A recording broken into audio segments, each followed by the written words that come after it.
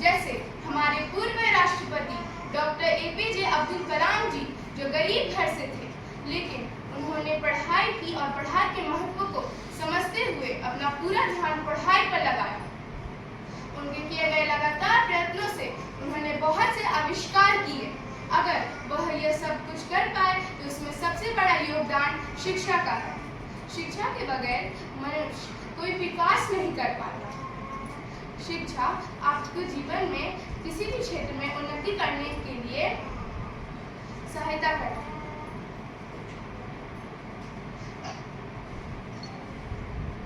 कुछ लोग ऐसा सोचते हैं कि मुझे अच्छी शिक्षा प्राप्त नहीं करनी क्योंकि मुझे कोई नौकरी थोड़ी करनी है, लेकिन यह सोच बिल्कुल गलत है, क्योंकि शिक्षा का उद्देश्य आपको नौकरी प्राप्त कराना नहीं, बल्कि इसीलिए दोस्तों, जब तक शिक्षा का उद्देश्य नौकरी प्राप्त करना होगा, तब तक समाज में सिर्फ नौकर ही पैदा होंगे, मालिक नहीं। इसीलिए जीवन में शिक्षित होना बहुत जरूरी है। इससे हमारा देश आगे बढ़ेगा, समाज आगे बढ़ेगा। इसीलिए दोस्तों, पढ़ेगा इंडिया तभी तो बढ़ेगा इंडिया। धन्यवाद। और आप टीचर से पूछिए मेरे बच्चे में क्या प्रोग्रेस हुआ है और मेरे बच्चे में क्या कमी है। मत पूछिएगा कि मेरा बच्चा कितना अच्छा है, बताइए तो ना। ये पूछिए हमसे कि हमारे बच्चे में अभी भी कौन सी कमी है। अगर ये आप पूछते हैं, कुछ तो आप जानते होंगे, कुछ हम जानते हैं, और हम दोनों उस कमी को निकालने में अगर सफल हो गए तो बच्चा सफल हो गया। Am I right or not? हम दोनों अगर मिलकर उस कमी को निकाल देंगे तो फिर बच्चा में तो निखार ही निखार आएगा। सबसे पहले मैं बात करूंगा कि why I have chosen these two teachers, Mr. Ajay Kumar and Vinita Minjmana, class 1 के लिए। इन लोगों को पहले परेशानी हुई, मैं बता देता हूं, क्योंकि ये इतने एमिनेंट हैं, इतने अच्छे हैं, इतने प्रोफिशिएंट हैं कि इनको हमको क्लास 5 देना चाहिए था।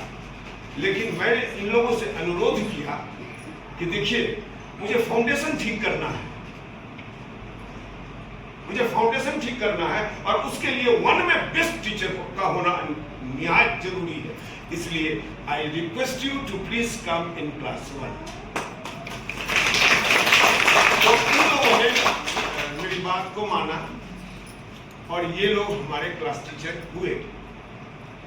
तो आप लोग डायरेक्ट कम्युनिकेट कर सकते हैं थ्रू मोबाइल, जैसा इन्होंने बताया है।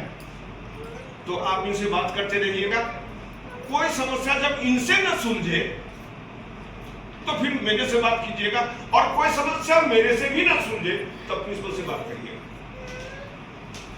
This is hierarchy and we have to maintain it. शिक्षक को कैसे, मैंने क्यों चुना, इसका भी कारण बता देता हूं। शिक्षक में मां जैसी ममता होनी चाहिए।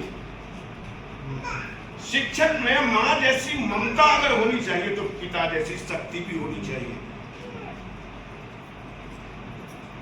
दोनों में ये दोनों गुण हैं। ये हमारे सर हैं, तो ये मत समझिएगा कि केवल शक्ति के साथ ही पेश आएंगे, ना ना। मैंने इनके भीतर वो ममत्व भी देखा है। तो ममत्व और शक्ति दोनों के प्रतीक ये हमारे टीचर हैं। इसलिए I am proud of these teachers and they are the class teacher of your child.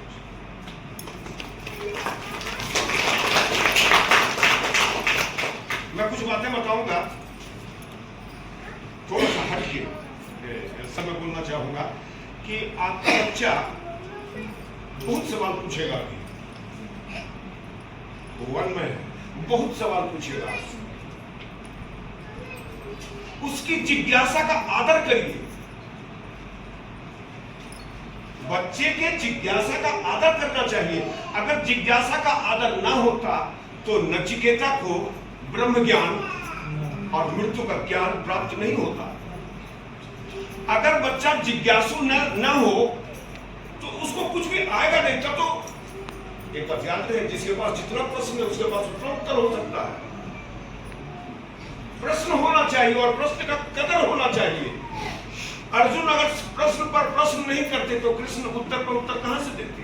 वो तो जिज्ञासा थी। इसलिए जिज्ञासा का शमन नहीं होना चाहिए। आपसे घर में पूछेगा। यही बात मैं अपने टीचर्स को भी कहता हूँ, केवल आपको नहीं कह रहा हूँ, मैं टीचर्स को भी कहता हूँ कि बच्चा पूछे तो आप उस पर ध्यान दीजिए। पहले अपने टॉपिक को, हर चीज को रोक दीजिए, उसकी जिज्ञासा का आदर करिए, क्योंकि जिज्ञासा का जब आदर किया जाता है ना तो उत्तर मिलता है, तब उत्तर मिलता है। वरना तो अकुलाता है आदमी, बिना उत्तर के अकुलाता है। अगर केवल प्रश्न ही प्रश्न हो, उत्तर ना हो तो आदमी अकुलाता है। दूसरी बात, आप कुछ न कुछ काम करते होंगे, हर फील्ड में होंगे। यहाँ पर आदमी, एक बार मैं मीटिंग करूंगा, मैं जब सबसे पूछूंगा, आज नहीं पूछूंगा, मैं सबसे पूछूंगा कि आप करते क्या हैं। मैं आपका उपयोग अपने विद्यालय में कैसे कर सकता हूं, क्योंकि ये विद्यालय केवल हमारा नहीं है, आपके बच्चे का नहीं है, आपका है। और आप क्या योगदान कर सकते हैं इस विद्यालय में। जैसे मैडम है, ये डोरंडा कॉलेज में प्रोफेसर है, तो इनसे मेरी बातचीत हुई है। इन्होंने कहा कि आई विल टेक क्लासेस। ये बच्चों को मोटिवेट भी करेंगे, तो ये हमारे लिए बहुत खुशी की बात है। आप में से ऐसे बहुत सारे पेरेंट होंगे जिनके पास बहुत एक्स्ट्रा ऑर्डिनरी क्वालिटीज हो सकती है। I will find out from you what are the. बच्चों से बातचीत करें,